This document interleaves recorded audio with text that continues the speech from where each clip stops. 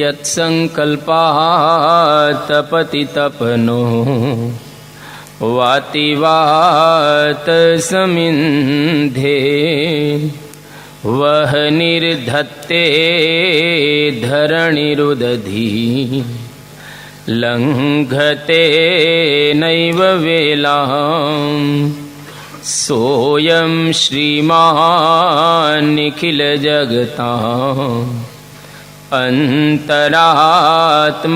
अंतरात्मावतीर्णो धर्मं रक्षन् दिशतु कुशलम् स्वामिनारायणो नः यदरोमवीवरे लीना अंडानां कोटयः पृथक् तदक्षरं गुणातीतं नमाम्यहम्। श्री स्वामीनारायण भगवाननी जय। अक्षर पुरुषोत्तम महाराजनी जय। गुणातीतानंद स्वामी महाराजनी जय। भगत जी महाराजनी जय। शास्त्री जी महाराजनी जय। योगी जी महाराजनी जय। प्रमुख स्वामी महाराजनी जय। महंत स्वामी महाराजनी जय। प्रमुख स्वामी महाराज शताब्दी महोत्सवनी जय। यज्ञ पुरुष चरितम जेनी अंदर આપણે ગઈકાલે એવું જોયું કે શાસ્ત્રીજી મહારાજના વખતની અંદર નાણા માણા પાણા અને દાણા ચારમાંથી એકેય વસ્તુ હતી નહીં, પરંતુ છતાંય શાસ્ત્રીજી મહારાજે અદ્ભુત કાર્યો કર્યા, કારણ કે એમની પાસે ભગવાન અને એમની પાસે એક ઐશ્વર્ય હતું, જેના દ્વારા શાસ્ત્રીજી મહારાજ આવા એક રચનાત્મક કાર્યો કરી શક્યા અને ઉપાસનાનું પ્રવર્તન પોતે કરી શક્યા। તો ગઈકાલે આપણે જોયું કે પૈસા બિલકુલ એમની પાસે હતા નહીં। ઘણી વખત એવું બનતું હોય છે કે પૈસા ન હોય, પરંતુ જો સમુદાય સારો હોય તો વગર પૈસે ઘણું બધું કામ આપણે કરી શકતા હોઈએ છીએ।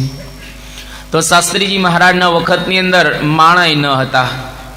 આમ તો આપણે કહીએ છીએ કે જાજા હાથ રડિયામણા, ઘણા બધા હાથ ભેગા થાય એટલે એક સરસ કામ થઈ જાય, પરંતુ એ વખતે માણસ સેવાની અંદર કે કામ કરવામાં બહુ જ ઓછા, જૂજ માણસો દ્વારા આવા એક મોટા કામ કરવાના એટલે ઘણી વખત હિંમત હારી જાય, પરંતુ શાસ્ત્રીજી મહારાજના સંતોને હરિભક્તો કોઈ હિંમત હાર્યા નથી અને જબરજસ્ત રીતે એ લોકોએ કામ કર્યું।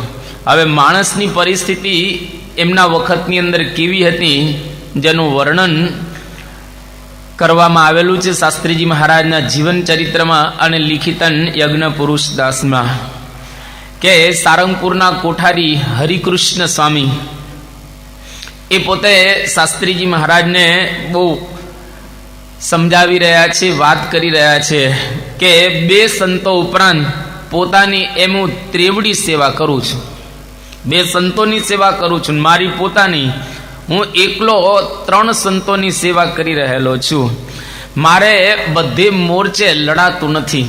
પત્ર લખે છે, હું બધી જગ્યાએ ક્યાંથી પહોંચી વળું, માટે જો શક્ય હોય તો બે સાધુને તમે અહીંયા આગળ મોકલજો। આવો પત્ર જ્યારે શાસ્ત્રીજી મહારાજને લખે છે, શાસ્ત્રીજી મહારાજને આ પત્ર પ્રાપ્ત થયો, એનો ઉત્તર આપતા શાસ્ત્રીજી મહારાજ હરિકૃષ્ણ સ્વામીને કહે છે કે તમારા તરફથી પત્તું મળ્યું અને સારંગપુરની અંદર તમે બે સાધુ માગ્યા છે, પરંતુ બે સાધુની તો કોઈ વ્યવસ્થા અહીંયા આગળ થઈ શકે એવી નથી, માંડ માંડ એકાદો સાધુ કંઈક આઘું પાછું કરી અને ત્યાં આગળ મોકલીશું, બાકી અહીં કોઈ સાધુ રહેલા નથી, એટલે તમે જે પ્રકારે સેવા કરો છો એ પ્રમાણે ચાલુ રાખજો।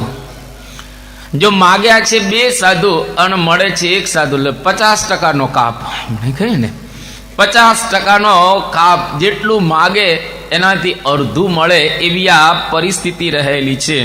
હવે એક સંત 3 સંતની સેવા કરે અને થાકે નહીં, કંટાળે નહીં, એને આળસ કે ઊંઘ ના આવે, આ બધું જ સંતો એ વખતે સહન કરતા હતા અને આવું એક જબરજસ્ત કાર્યની અંદર બધા જોડાયેલા હતા.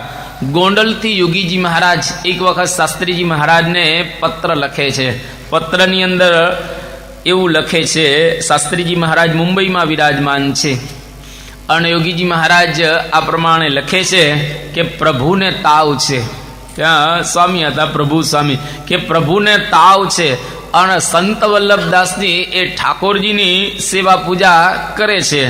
મારે 3:30 વાગે ઉઠવાનું થાય છે અને ઠંડી ખૂબ પડે છે અને ઉઠી મારે 3:30 વાગે થાળ કરવાનો આ થાય છે અને ભગવત સ્વરૂપદાસજી એની તબિયતને લઈ અને મૂંઝાયા કરે છે અને મારે હરસની ખૂબ તકલીફ છે. હમણાં જ રાજકોટ હું ગયો હતો હરસની ટ્રીટમેન્ટ લેવા માટે, ત્યાંથી અહીંયા આગળ આવ્યો છું, પણ અત્યારે હવે હરસની તકલીફ વધી ગઈ છે, તો કંઈક જો સાધુ હોય તો મોકલજો. હવે આ પરિસ્થિતિ, દવા કરવાનો પણ યોગીજી મહારાજ કે વખત અત્યારે નથી, કારણ કે સેવા એટલી બધી રહેલી છે કે એમાં ટાઈમ મળતો નથી. હવે એકની તબિયત નથી સારી, તબિયતમાં મૂંઝાય છે અને યોગીજી મહારાજને દવા કરવાનો સમય નથી. માણસને હરસ થયા હોય તો ખબર પડે કે એને કેટલી બળતરા થાય, પીડા થાય. બાજુમાં જ રાજકોટ છે, ગોંડલથી રાજકોટ ક્યાં દૂર કહેવાય, બાજુમાં જ છે, પરંતુ છતાંય ત્યાં આગળ જઈ અને ટ્રીટમેન્ટ કરાવવાનો વખત નથી, સમય નથી. કેમ તો કે અહીંયા આગળ સાધુની તકલીફ રહેલી છે. એટલા માટે આવા સંતો બધા સુખને છોડી સહન કરી અને શાસ્ત્રીજી મહારાજના કાર્યની અંદર જોડાઈ ગયા છે. કાલે તુલસીદાસને આપણે યાદ કરીએ કે એને જે લખ્યા છે સાધુઓના લક્ષણો, એ લક્ષણો આજે આપણને શાસ્ત્રીજી મહારાજના સંતોની અંદર દેખાય. તુલસીદાસજી કહે છે કે સેવક હિત સાહિબ સેવકાઈ કરે સકલ સુખ લોભ બિહાઈ. સેવક હિત સાહિબ સેવકાઈ કરે સકલ સુખ લોભ બિહાઈ. બધા જ સુખોનો ત્યાગ કરી, લાભોનો ત્યાગ કરી અને સ્વામીની સેવા કરે. સંતો જેટલા હતા સુખ કે લાભ કશું જોતા નથી, દેહની પણ પરવા કર્યા વિના શાસ્ત્રીજી મહારાજ જે પ્રમાણે કહે એ પ્રમાણે બધા સેવા કરી રહેલા છે. શાસ્ત્રીજી મહારાજના વખતની અંદર કોઈ રસોયો કે મહેતાજી હતા નહીં, એક પણ રસોયો નહીં અને કોઈ મહેતાજી નહીં. એનું કારણ શું હતું? તો કારણ બહુ જાણવા જેવું અહીંયા જીવન ચરિત્રની અંદર અને લિખિત યજ્ઞ પુરુષમાં બતાવવામાં આવ્યું છે કે કેમ કોઈ રસોયા ન હતા. તો એટલા માટે કે રસોયાને આપવાનો પગાર હોય તો રસોયા રાખે ને, એને આપવાના પગાર હતા નહીં, એટલે રસોયા રાખવા પોસાતા હતા નહીં.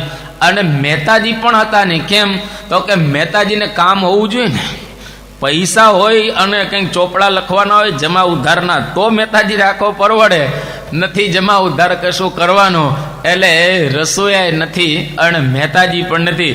યોગીજી મહારાજ કહે છે મેં 40 વર્ષ જોયું છે. આ યોગીજી મહારાજનો અનુભવ કે મેં 40 વર્ષ જોયું છે, કોઈ રસોયો કે કોઈ મહેતાજી શાસ્ત્રીજી મહારાજના વખતમાં એ હતા નહીં. તો આવી પરિસ્થિતિ એમના વખતની અંદર હતી. અને એના કરતાં પણ જે સંતો હતા, ઘણી વખત એવું બને કે કોઈ જગ્યાએ આમ થોડું સારું હોય એટલે સ્વાભાવિક રીતે અમુક સંતોને જવાની ઈચ્છા તો થાય ને, કારણ કે અહીં તો એકદમ કઠણ કાળ, અતિશય મુશ્કેલી, એમાંથી કોઈક વખત કોઈક સંતને આવો એક વિચાર આવી જતો. એ પરિસ્થિતિ કેવી હશે એનું વર્ણન કરવામાં આવ્યું છે. હકા બાપુ જે ધામમાં ગયા એ કહે છે કે નાના અક્ષર સ્વરૂપદાસ કરીને એક સાધુ હતા. હવે જૂના મંદિરની અંદર કે સારંગપુરનું જે મંદિર છે એની અંદર આચાર્ય મહારાજ પધારેલા વડતાલથી, અને ખૂબ ધામધૂમ ત્યાં આગળ થયેલી. આચાર્ય મહારાજ આવ્યા હોય એટલે સ્વાભાવિક રીતે રસોઈ પણ આપવામાં આવે. આજુબાજુના ગામડાઓમાંથી બધા હરિભક્તો પણ એનો લાભ લેવા માટે આવે. અને બધી રીતે સમયા જેવું વાતાવરણ. એમાં અક્ષર સ્વરૂપદાસ ત્યાં આગળ જાય છે અને આચાર્ય મહારાજની ત્યાં ઉપસ્થિતિની અંદર માલપુવાની રસોઈ થાય છે. અને અક્ષર સ્વરૂપદાસ ત્યાં આગળ ગયા અને આચાર્ય મહારાજને મળ્યા. આચાર્ય મહારાજને સમજાવે છે કે અહીંયા આગળ તું આવતો રહે, ત્યાં આગળ કશું જ નથી. આ શાસ્ત્રી તો પથરા ઉંચકાવે છે, પથરા, અને તમે લોકો થાકી જશો પથરા ઉચકી ઉચકીને, માટે અહીંયા આગળ તું આવતો રહે. અહીંયા આગળ કલ્યાણ છે, અહીંયા આગળ મોક્ષ છે, અહીંયા આગળ સમૃદ્ધિ છે, અને અહીંયા આગળ આનંદ રહેલો છે. અને આ નાના અક્ષર સ્વરૂપદાસને મનાઈ ગયું કે આચાર્ય મહારાજ કહે છે બરાબર છે. શાસ્ત્રીજી મહારાજને છોડી અને નાના અક્ષર સ્વામી ત્યાં આગળ જતા રહ્યા. હવે એક તો અહીં સાધુ નથી, કાર્ય ઘણું બધું કરવાનું છે. હવે એ વખતે મોહન ભગત પાછળ જાય છે. હવે આચાર્ય મહારાજ સારંગપુરથી કારિયાણી ગામ પહોંચેલા, એટલે આચાર્ય મહારાજો એટલે રસાલો સાથે હોય જ. એ રસાલા સાથે જેવા કારિયાણી પહોંચ્યા તો કારિયાણીની અંદર પડાવ નાખ્યો ને ત્યાં રાત રોકાવાના હતા, પછી આગળ જવાનું હતું. તો મોહન ભગત ગયા આ નાના અક્ષર સ્વામીને સમજાવવા માટે કે તું અહીંયા આગળ આવતા રહો, કારણ કે આચાર્ય મહારાજની પાસે કદાચ જાહો જલાલી હશે, કદાચ એમની પાસે સાધનો હશે, સમૃદ્ધિ હશે, પરંતુ આચાર્ય મહારાજની પાસે મોક્ષ નથી. મોક્ષ તો શાસ્ત્રીજી મહારાજની પાસે જ છે. અને આ મોહન ભગત સમજાવે છે કે નિષ્કુળાનંદ સ્વામીએ હરિલીલા નિષ્કુળાનંદ કાવ્યની અંદર, ભક્ત ચિંતામણીની અંદર સંતોને જ મોક્ષનું દ્વાર બતાવ્યું છે. માટે તમે શાસ્ત્રીજી મહારાજની પાસે આવતા રહો.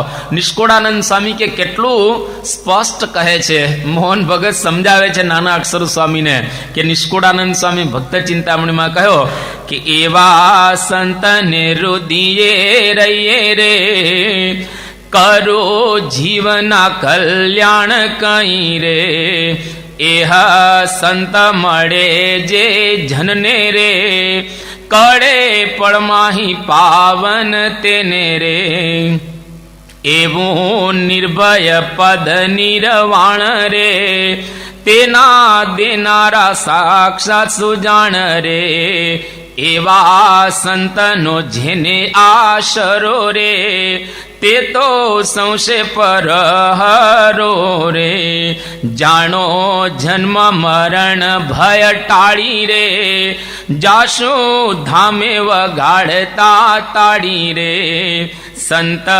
સમાગમ પર તાપે રે, જાશો બ્રહ્મ મોલ માહી આપે રે, એમાં સૌને કહે છે શ્રી હરિ રે, સતસંગ મહિમા ભાવ ભરી રે, મોટું દ્વાર છે એ મોક્ષ તણું રે, આજ ઉઘાડ્યું છે અતિ ઘણું રે. હવે નાના અક્ષર સ્વામીને મોહન ભગત આ બધી વાત કરે છે. હા, આશ્ચર્યની વાત તો એ છે, ભગત થઈ અને સંતને મોક્ષની વાત કરી રહ્યા છે કે આચાર્ય મહારાજની પાસે બધું જ કદાચ જાહો જલાલી વગેરે હશે, પણ મોક્ષ મેળવવો હોય તો શાસ્ત્રીજી મહારાજની પાસે જ. કારણ કે નિષ્કુળાનંદ સ્વામીએ એના કાવ્યમાં મોટું છે મોક્ષનું દ્વાર સંત રે, આ સંત મોક્ષનું દ્વાર બતાવેલા છે. માટે તમે પાછા આવો. અને બધી જગ્યાએ જેટલા કંઈ અધ્યાત્મ જગતના શાસ્ત્રોને આપણે વાંચીએ એમાં સંત દ્વારા, ભગવાન દ્વારા મોક્ષ બતાવવામાં આવ્યો છે. એટલા માટે તો કહ્યું કે સંત તે સ્વયં હરિ. સંત પોતે ભગવાન નથી, પરંતુ એના દ્વારા ભગવાન વિચરણ કરે છે. એટલા માટે અહીંયા આગળ મોહન ભગત ઘણું બધું સમજાવ્યા નાના અક્ષર સ્વામીને, અને નાના અક્ષર સ્વામીને સમજાઈ ગયું પાછું. એટલે એ ત્યાંથી લઈ અને પાછા સારંગપુર આવી ગયા. એક ભગત સંતને લઈને આવ્યા. આ કેવી પરિસ્થિતિ હશે, ત્યાં આગળ સમજાવવા જાય અને ત્યાંથી પાછા આવી જાય, પાછા કાર્યની અંદર એ જોઈન્ટ થઈ ગયા. એના કરતાં પણ કેટલી પરિસ્થિતિ ખરાબ છે આગળ આપણને જોવા મળશે કે શાસ્ત્રીજી મહારાજ એક વખત અટલાદરાની આજુબાજુના ગામડાઓની અંદર વિચરણ કરતા હતા.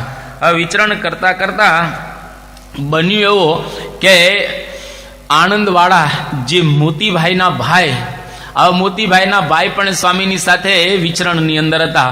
હવે રસ્તાની અંદર આ વિકટ પરિસ્થિતિ, જોડીઓ માગવાની, ઘરે ઘરે આ જવાનું, ખાવાની કોઈ એવી વ્યવસ્થાની કશું જ નહીં.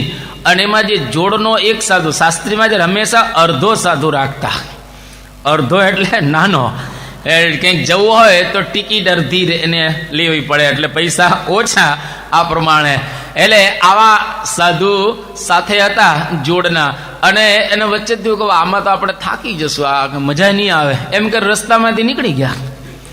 હા, શાસ્ત્રીજી મહારાજ એકલા થઈ ગયા. હવે કોઈ સાધુ જ નહીં ત્યાં આગળ એમની સાથે. હવે તાત્કાલિક જોડ ક્યાંથી શોધવી? તાત્કાલિક જોડ તો કેવી રીતે મળે? અને પેલા આવે તો એ વારે લાગે ને. બધા મંદિરોની અંદર આપણે જાણ્યું એ પ્રકારે આ પરિસ્થિતિ. હવે શું કરું?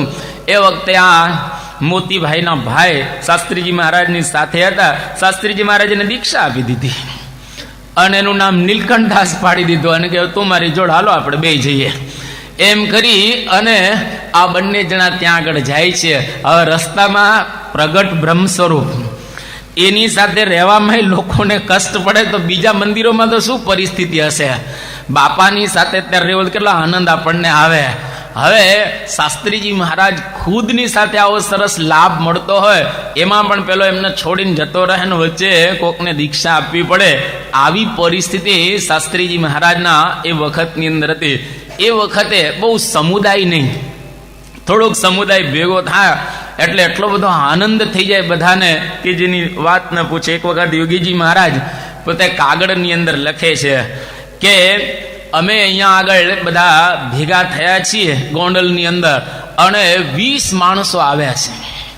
આ કાગળ છે 15/1939 કે 20 માણસો અહીંયા આગળ આવ્યા છે. આમ સમયા જેવું વાતાવરણ લાગે છે. યોગીજી મહારાજ આવો કાગળ લખે છે. એ કે કાલે જગજીવન દાસ અને માણિકલાલ રકનપુર વાળા આવ્યા હતા અને એની સાથે બીજા 18 હતા. એમ કરીને 20 માણસો ગઈકાલે ગોંડલમાં હતા. અને શું કે સમયા જેવું એક વાતાવરણ આમ સર્જાઈ ગયું. આનંદ આનંદ યોગી બાપા કે આવ્યો. હવે 20 માણસ એને સમયા જેવું વાતાવરણ લાગે. આ પરિસ્થિતિ એ વખતના સમયની અંદર હતી. એક વખત યોગીજી મહારાજ સાંકરદાથી બોચાસણ કોઠારી ભક્તિવલ્લભ દાસને કાગળ લખે છે. કાગળની અંદર એવું લખે છે કે અમે બધા કાનમ બાજુ વિચરણ કરવા માટે ગયા હતા. અને કાનમ પ્રદેશ આમ લીલો પ્રદેશ કહેવાય. અને પ્રદેશની અંદર બધા ગામડાઓમાં અમે વિચરણ કરતા હતા. ખૂબ આનંદ આવ્યો.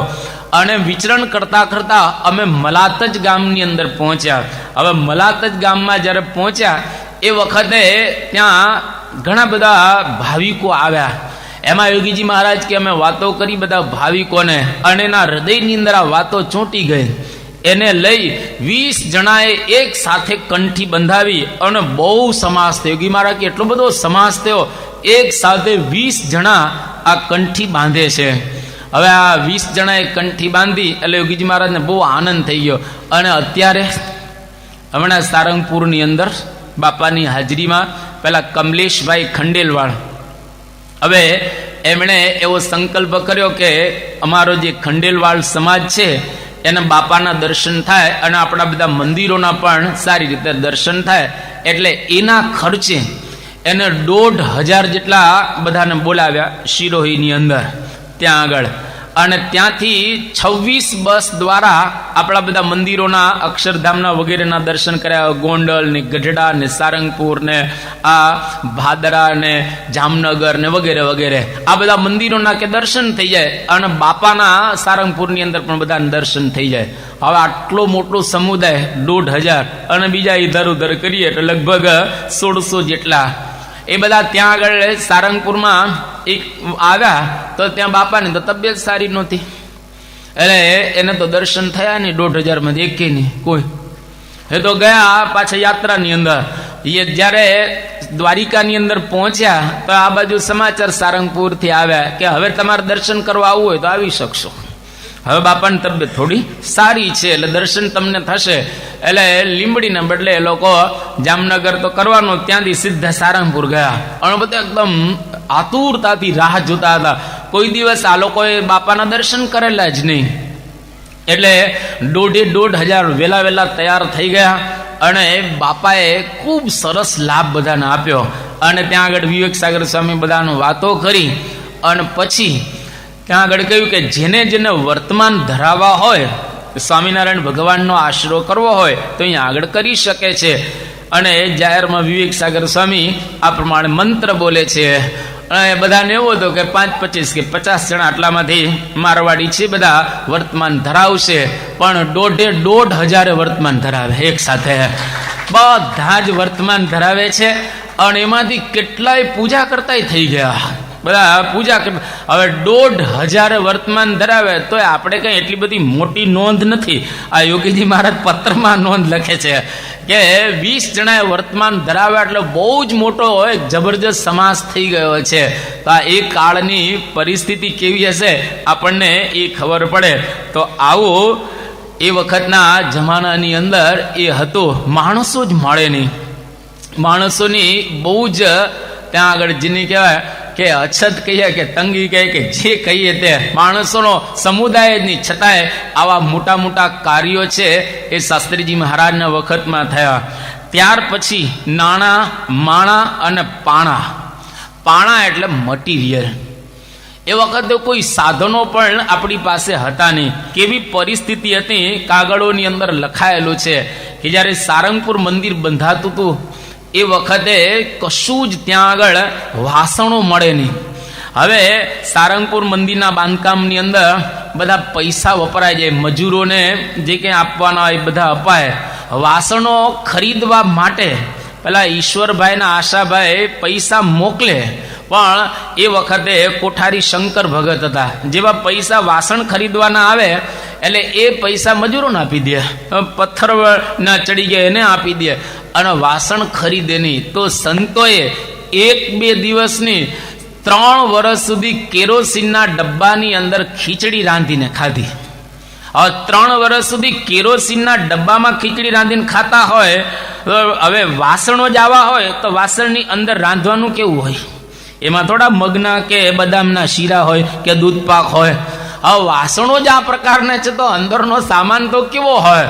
તો 3 વર્ષ સુધી કેરોસીનના ડબ્બાની અંદર ખીચડી રાંધી અને સંતો બધા ખાતા હતા. તો આની પરથી આપણને ખ્યાલ આવે, શાસ્ત્રીજી મહારાજ એક વખત બીમાર પડ્યા. પોતે જ લખે છે, સારંગપુરથી શાસ્ત્રીજી મહારાજના હસ્તાક્ષરની અંદર લખાયેલો પત્ર.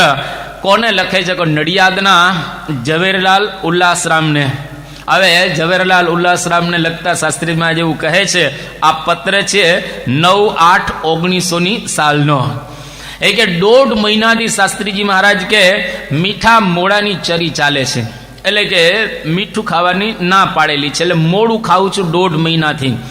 અને ઔષધની અંદર ડોક્ટરે વૈદ્ય એવું બતાવ્યું છે કે હળદર અને મીઠાની ગોળીઓ તમારે ખાવાની, આવું વૈદ્યએ બતાવેલું છે. અને થોડા સમયથી આ ચરી ચાલી રહેલી છે.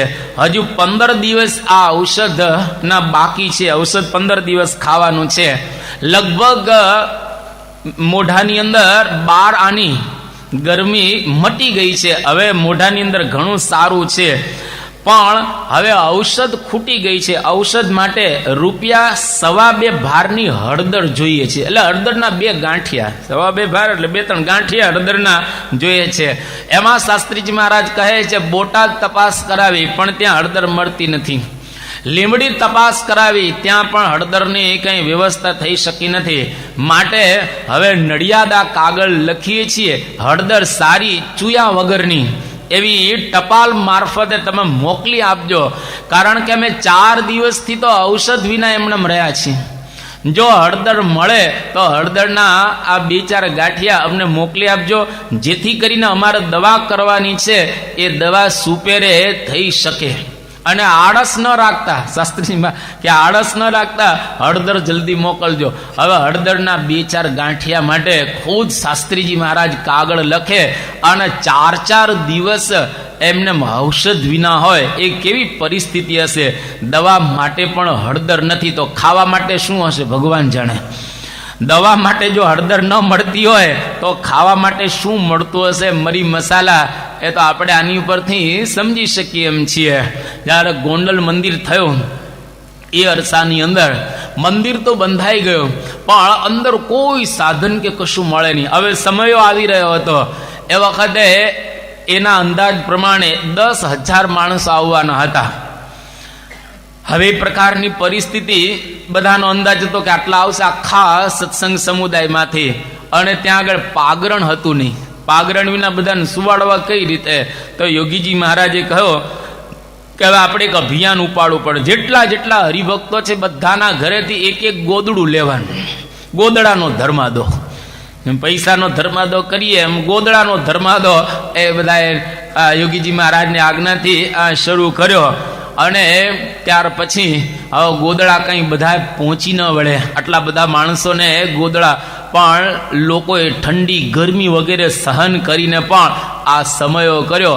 આવી પરિસ્થિતિ એ જમાનાની અંદર હતી. અટલાદરા મંદિરના જ્યારે પાયા ખોદાયા એ વખતે અહીંયા આગળ લખવામાં આવ્યું છે કે શાસ્ત્રીજી મહારાજ સાંકરદા છે અને અટલાદરા મંદિરના પાયા ખોદાઈ રહેલા છે.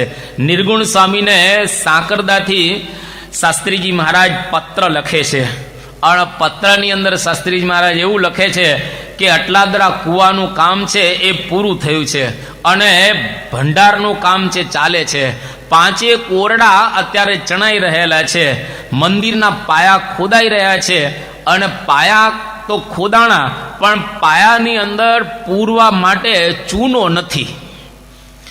પાયા તો આપણે ખોદી નાખ્યા પણ ચૂનાની કોઈ વ્યવસ્થા થઈ નથી, કારણ કે પૈસા આપણી પાસે નથી. એટલે પાયામાં પૂરવા ચૂનો નથી તો ઉપર શિખર કઈ રીતે ચડાવવા?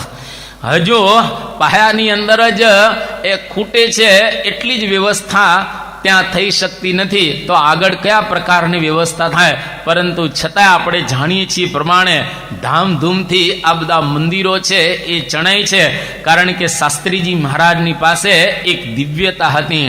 નિર્ગુણ સ્વામી જેવા સંત જે શાસ્ત્રીજી મહારાજનો ખૂબ મહિમા કહે છે અને આફ્રિકાના હરિભક્તોને એમણે ખૂબ બળ આપ્યું પત્રો દ્વારા. પણ પરિસ્થિતિ કેવી રહેલી છે આ નિર્ગુણ સ્વામી એક પત્રની અંદર વર્ણન કરે છે. સારંગપુરથી નિર્ગુણ સ્વામી હર્ષદભાઈ દવે, જે પૂજ્ય ઈશ્વરચરણ સ્વામીના પૂર્વાશ્રમના પિતાશ્રી, એમને પત્ર લખે છે. 9/9/1946 આ પત્ર છે. એની અંદર નિર્ગુણ સ્વામી કહે છે કે પેન માટે ચંપકભાઈને લખવા વિચાર હતો પણ મેં મારા માટે કોઈ દિવસ માગ્યું નથી. મારે પેન જોઈતી હતી પણ ચંપકભાઈને તો લખાય નહીં, કારણ કે મારા માટે આ પેન જોઈએ છે. મારા માટે મેં કોઈ દિવસ કોઈ ચીજ વસ્તુ માગી નથી. તેથી હર્ષદભાઈ હું તમને લખું છું, ચંપકભાઈને લખતો નથી.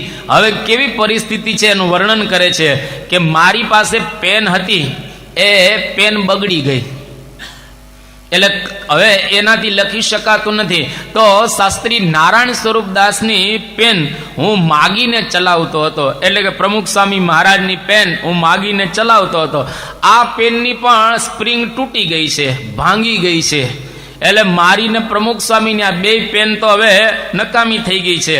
અને દરબારની એક પેન હતી એ મેં માગી અને લીધેલી છે, એ દરબારની પેન કોઈ ચોરી ગયું છે. એટલે હવે આ 2 પેન મારી અને શાસ્ત્રી નારાયણ સ્વરૂપદાસની એ મુંબઈ મોકલું છું અને આ 2 પેન તમે આ સાજી કરી અને મોકલજો, કારણ કે મારાથી પત્ર લખ્યા વિના ચાલી શકે એવું નથી.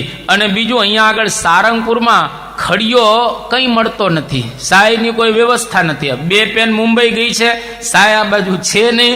અને લખે છે કે મારાથી પત્ર લખ્યા વિના રહી શકાતું નથી, માટે વહેલી તકે આ 2 પેન તમે સાજી કરીને સમી કરીને રિપેર કરીને મોકલજો.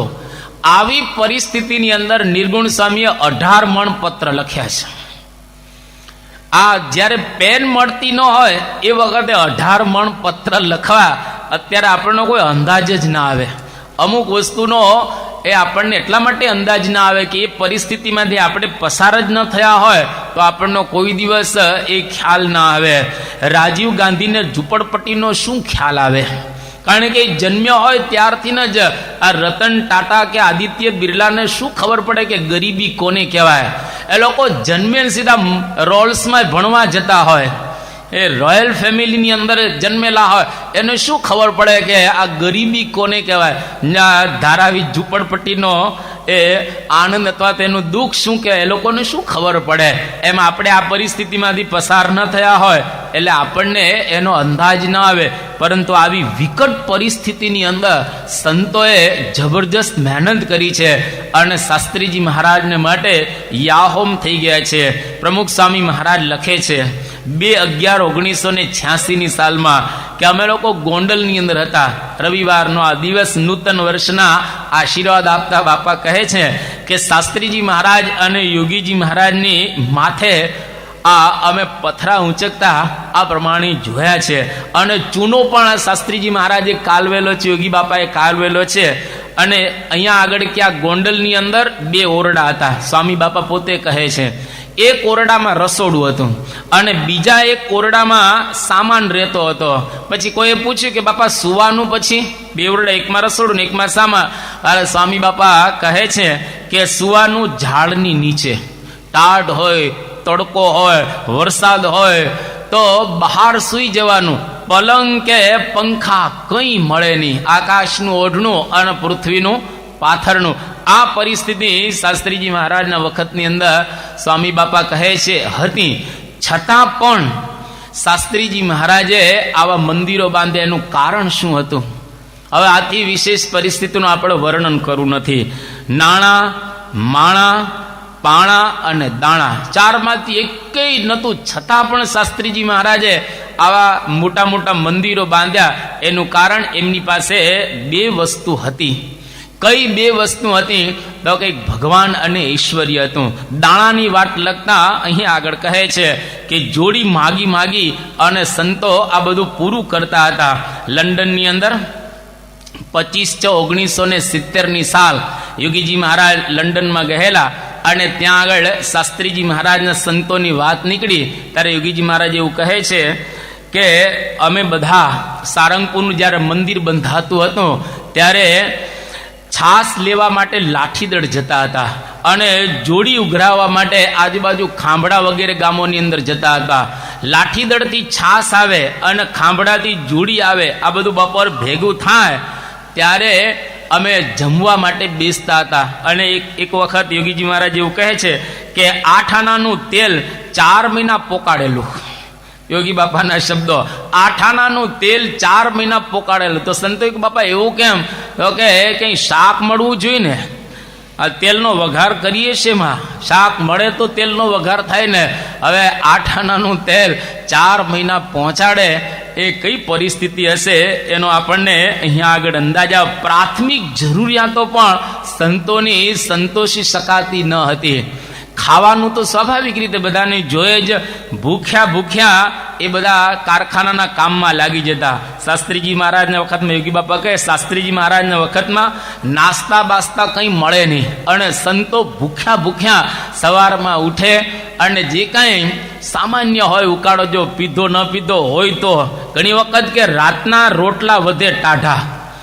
હવે વહેલો તે પહેલો, સવારમાં જે વહેલો ઉઠે ને કીધો રોટલો વધી ગયો ને ત્યાં મળી ગયો તો એ જમી અને સીધા કારખાનાના કામમાં લાગવાનું. હવે સવારથી લાગ્યા હોય, બપોરે કેટલી ભયંકર ભૂખ લાગે અને આવી ભૂખની અંદર અને પછી એમાં છાસ ને આ બધું એ જમવાનું, બીજા કોઈ મિષ્ટાન કે એની કોઈ વ્યવસ્થા નહીં. પરંતુ છતાંય એ સંતો બધા પ્રેમથી આ પ્રમાણે સેવા કરતા હતા. યોગીજી મહારાજ નૈરોબીમાં એક વખત કહે છે 17/5/1970 ત્યાં આગળ પારાયણ હતી અને પારાયણની અંદર શાસ્ત્રીજી મહારાજના વખતનું વર્ણન કરતા યોગીજી મહારાજ કહે છે કે શાસ્ત્રીજી મહારાજના સંતો એ શાસ્ત્રીજી મહારાજ જેમ કહે એમ કરતા. પરંતુ એમાં યોગીજી મહારાજ કે સાકરદા ધર્માદો ઉઘરાવાનું થાય, એટલે સાકરદા જે સંતોને કહેવામાં આવે તો ત્યાં આગળ બધા જવા તૈયાર નહોતા થતા, પણ શાસ્ત્રીજી મહારાજની આજ્ઞા હોય એટલે સ્વાભાવિક રીતે જવું તો પડે જ. તો એ સાકરદા સંતો કેમ જતા ન હતા? તો કે સાકરદામાં એટલા માટે કે અમુક સંતો કે ત્યાં તો કાળા પાણીની સજા છે. ત્યાં લિખિત યજ્ઞપુરુદાસમાં લખે કે ત્યાં તો કાળા પાણીની સજા. એમ સાકરદાની વાત આવે તો બધા આઘા પાછા થઈ જાય, કારણ કે ત્યાં આગળ ધર્માદો બિલકુલ થતો નહોતો, કોઈ આપતું ન હતું, એટલે કાળા પાણીની સજા જેવું ત્યાં આગળ હતો. જેમ ભારતની અંદર પહેલા લોકો ગુનો કરતા ત્યારે એને કાળા પાણીની સજા માટે આંદામાન અને નિકોબાર એ મૂકી દેવામાં આવતા હતા. ઇંગ્લેન્ડની અંદર કોઈ ગુનો કરે તો એને ઓસ્ટ્રેલિયા ત્યાં આગળ જેલની અંદર મોકલી દેવામાં આવતા હતા. આ પ્રકારની પરિસ્થિતિ એ શાસ્ત્રીજી મહારાજના વખતની અંદરથી. અને છેલ્લો પ્રસંગ, કેવો પ્રસંગ છે આપણને ખ્યાલ આવે. એક વખત શાસ્ત્રીજી મહારાજ મહુવાથી પગ રસ્તે જતા હતા, ચાલીને જતા હતા, અને મહુવાથી છેક સારંગપુર શાસ્ત્રીજી મહારાજને આવવાનું હતું ચાલીને. નથી કોઈ ગાડું કે નથી કોઈ વાહન. શાસ્ત્રીજી મહારાજ ચાલતા ચાલતા આવતા હતા, રસ્તામાં બગદાણા આવ્યું. બગદાણા થોડોક સમય રોકાણા. ત્યાં કોઈ હરિભક્તો એવા હતા નહીં, પરંતુ ગામના જે કંઈ ભાવિકો એક બે ચાર ઘરે પધરામણી પણ બગદાણાની અંદર કરી.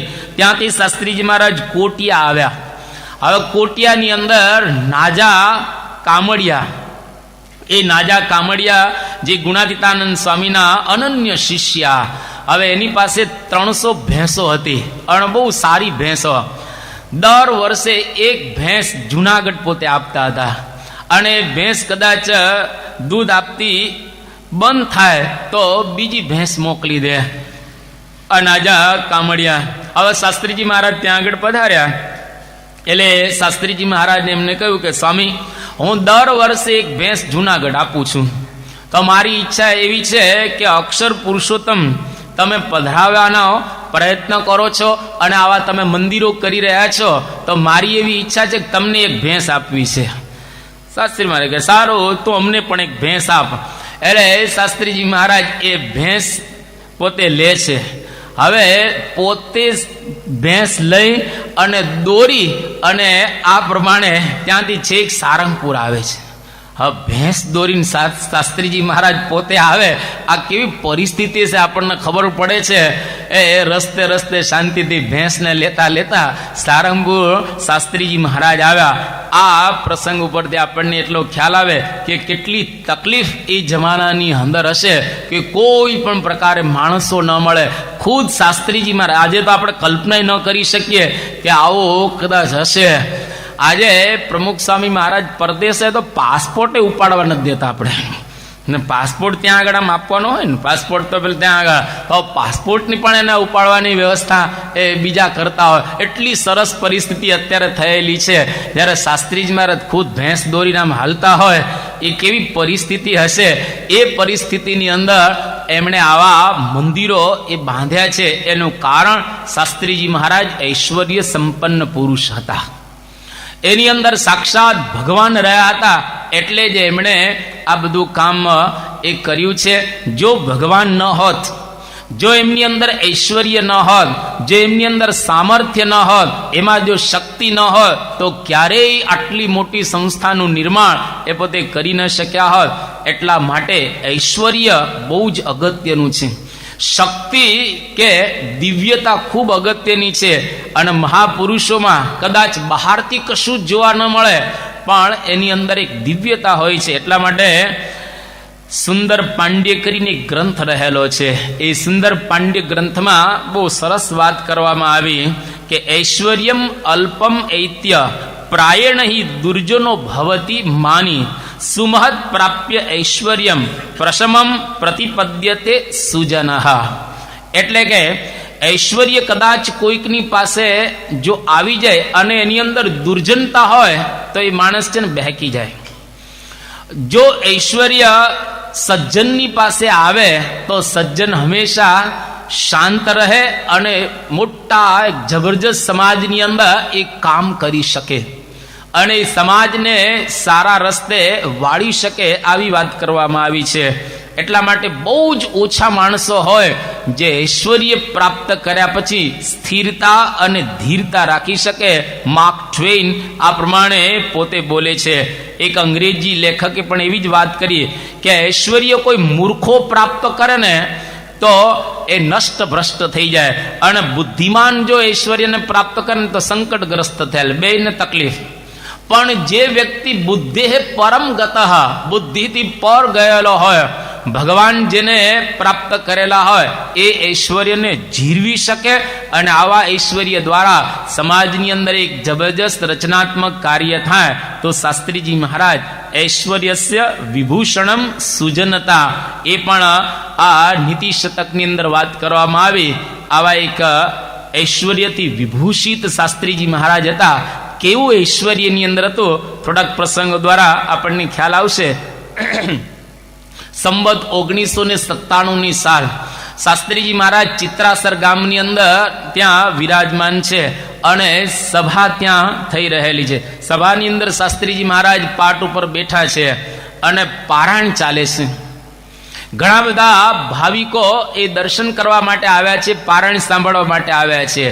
હવે એમાં પાછળના ભાગથી એક સાપ આવ્યો. કોઈ પણ માણસ જ્યારે સાપ જુએ એટલે પેલું કામ શું કરે? ઊભો થાય ને.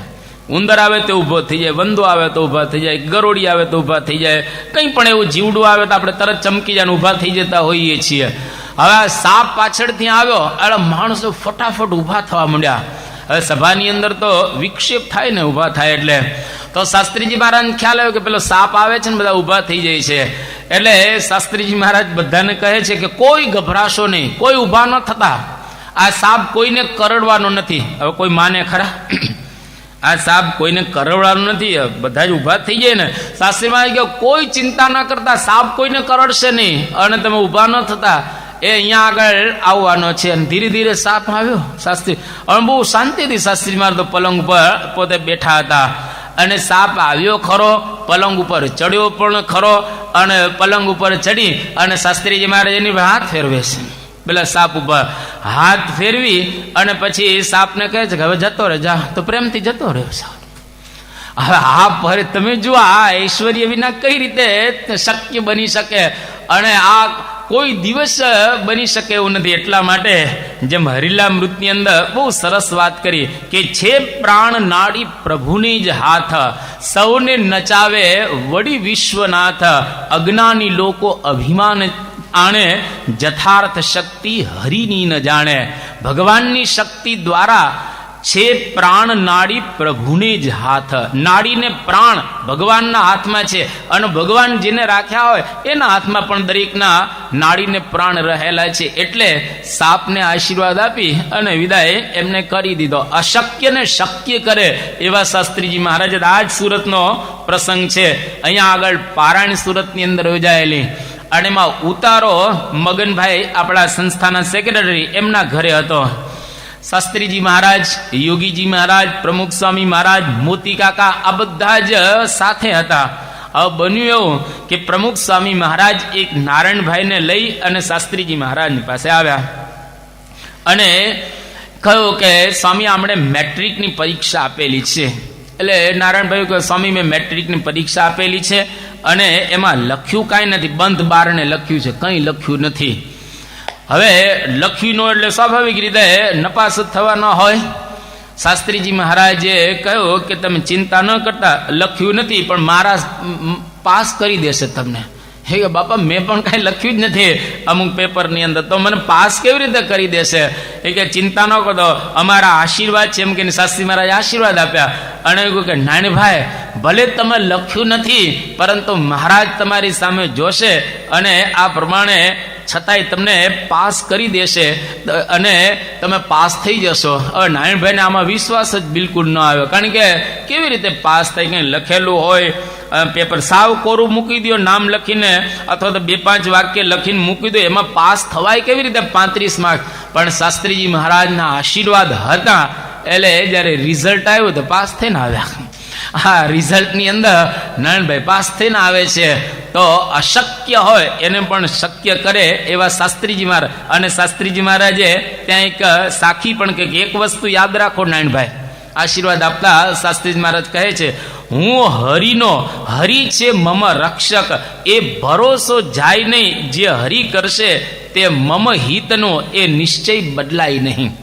આવું શાસ્ત્રીજી મહારાજને વાત કરી કે ભગવાન કરશે સારું કરશે, તમને પાસ જ કરી દેશે. કેમ તો કે નિષ્કુળાનંદ સ્વામીએ ભક્ત ચિંતામણીની અંદર એક જગ્યાએ એવું કહ્યું છે, મારું ધાર્યું અસત્ય સત્ય થાય છે, સમર્થ મારું નામ સહી, મારી દ્રષ્ટિએ જગત ઉપજે સમે, અનેક રૂપે માયા થઈ. અસત્ય ને સત્ય કરે અને સત્ય ને અસત્ય પણ કરી નાખે, આ એની અંદર એ શક્તિ હોય છે ભગવાન ને સંતની અંદર. તો આ પ્રકારે શાસ્ત્રીજી મહારાજ એક ઐશ્વર્ય સંપન્ન પુરુષ હતા. અને એવું ઐશ્વર્ય જેની વાતો ગીતાની અંદર કરવામાં આવેલી છે, એ મૂર્તિમાન શ્લોકો આજે શાસ્ત્રીજી મહારાજ એની અંદર આપણને દેખાય. જેમ ગીતાની અંદર કહેવામાં આવ્યું, અનન્યાશ્ચિંતયંતો મામ યે જનાહ પર્યુપાસતે તેષામ નિત્યભિયુક્તાનામ યોગક્ષેમમ વહામ્યહમ. આ LICનું સૂત્ર, યોગક્ષેમમ વહામ્યહમ. હવે કોઈ અનન્ય ભાવે કરીને જો સેવા કરે, ભક્તિ કરે, તો ભગવાન અને સંત એનું રક્ષણ કરે. કેવું રક્ષણ શાસ્ત્રીજી મહારાજ ભક્તોનું કરે છે, એક પ્રસંગ દ્વારા આપણને ખ્યાલ આવશે. સંવત 1975 સાલનો આ પ્રસંગ છે અને શાસ્ત્રીજી મહારાજ આણંદની અંદર વિરાજમાન છે અને ત્યાં આગળ સભા થયેલી છે.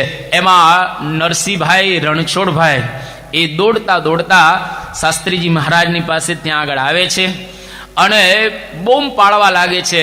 મોતીભાઈને કહે છે કે મોતીભાઈ તમારા ઘર સળગ્યા. હવે એ વખતે બધી સ્ત્રીઓ ત્યાં આગળ દોડતી દોડતી ગઈ અને જે કંઈ ઘર સળગેલા હતા એને ઓલવે છે. આ બાજુ મોતીભાઈ પણ પોતે જાય છે અને જુએ છે તો બધી સ્ત્રીઓએ ઘર બધા જે સળગતા હતા એમાં પાણી નાખ્યું એટલે ઓલવાઈ ગયા હતા. પણ બધાને થયું કે આટલી મોટી આગ અને આટલું જ નાનું નુકસાન એ કઈ રીતે શક્ય બને. અને બધા પછી મોતીભાઈને કહેવા લાગે, મોતીભાઈ તમારા ઘરમાં આગ તો બહુ મોટી લાગેલી હતી પણ નુકસાન બહુ ઓછું થયું અને આગ તરત કાબૂમાં આવી ગઈ, એનું કારણ શું? કે કારણ તો કંઈ ખ્યાલ નથી આવતો, આપણે શાસ્ત્રીજી મહારાજને પૂછીએ. અને શાસ્ત્રીજી મહારાજની પાસે ગયા અને કહ્યું કે સ્વામી, આ મોતીભાઈના ઘર સળગેલા, બહુ જ આગ મોટી લાગેલી પણ નુકસાન તો બહુ ઓછું થયું, એનું કારણ શું? ત્યારે શાસ્ત્રીજી મહારાજે કહ્યું, બે હાથ બતાવીને. અને એ વખતે શાસ્ત્રીજી મહારાજ બે કોણી સુધી બે હાથ શાસ્ત્રીજી મહારાજના દાજી ગયા હતા. એ કે મોતીભાઈ, અમે તમારું ઘર ઓલવવા માટે ગયા હતા એટલે ઓછું નુકસાન થયો, નહીતર તો આખા ઘર છે બધા એ સળગી જાત. આ પ્રમાણે રક્ષા પણ શાસ્ત્રીજી મહારાજ હરિભક્તોની કરતા. કેવું એક જબરદસ્ત ઐશ્વર્ય ધરાવતા હશે કે અહીં બેઠા બેઠા કોકના ઘરને એ ઓલવી શકે, કોઈકના ઘરને પોતે ઠારી શકે એવું સામર્થ્ય એની અંદર હતો. અને એનાથી આગળ છેલ્લો પ્રસંગ કે મળદાને બેઠા કરી શકતા હતા શાસ્ત્રીજીમાં. એવા પણ કેટલાય પ્રસંગો છે પણ એકાદ પ્રસંગથી આપણે આગળ જઈએ. ગઢડાની બાજુમાં ઝીંઝાવદર ગામ છે. આ ઝીંઝાવદર ગામની અંદર એક દાદા ખાચર નામના હરિભક્ત એ ધામમાં ગયા.